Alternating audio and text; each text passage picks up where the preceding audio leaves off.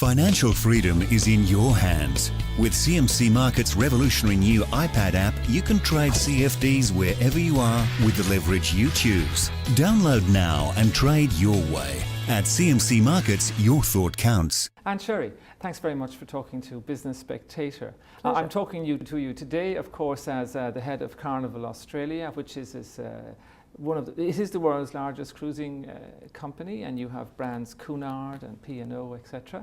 But originally you were in Westpac, of course, and known to many people, head of the Bank of Melbourne at one stage, which is now revived, and head of Bank of New Zealand. As a banker, your numeracy, if you like, and your ability to look at figures, what did you see in the statistics of cruising that made a difference to you in making that decision one time?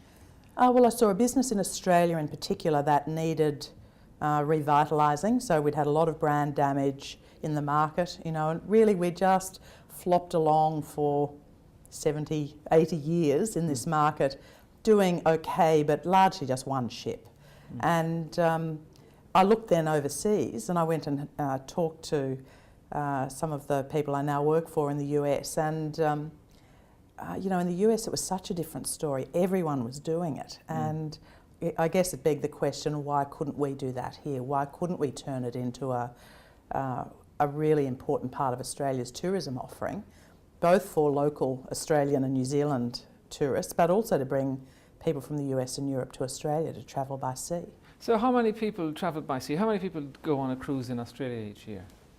Well, it's grown very dramatically. So 500,000 this year, 500,000 people, and we have an objective of getting to 1 million. So by 2020, I think there will be, and perhaps even earlier, I think there'll be 1 million people a year cruising in Australia. Well, it's an extraordinary figure. How on earth did it get to 500,000? I mean, statistically, it's like 1 in 40 people from Australia are going on a cruise every year. Why is it so popular? Well, it's a couple of things. We invested in the ships themselves, so the product is really very good and very contemporary. We've got Luke Mangan restaurants on the P&O ships, but all of the ships and all of the brands have got very contemporary product. It's all-inclusive price. So it's one of those holidays in tough times.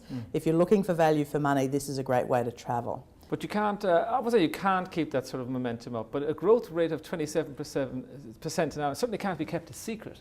And there are cruise companies from all around the world now coming into Australia, aren't there? So how do you face that challenge, that you have had a success and that is now obvious on a global basis? Overseas tourism markets are even flatter than our own, so of course the ships can come here quite easily. How do you deal with that?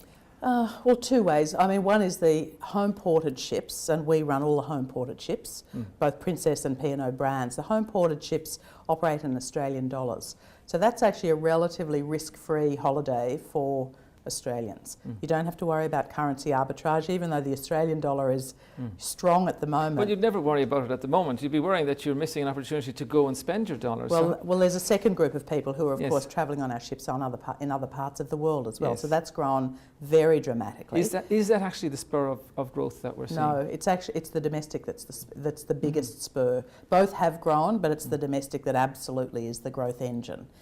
Most people would know that you were in banking and then in cruise ships, which would seem a jump. But even prior to that, you were a radiographer, right? Once upon a time? Once upon a time, yeah. But for people looking at your career and trying to emulate that career trajectory, if you like, in some fashion, and also that you're on boards, you're on the board of Wilson HTM and other leading organisations.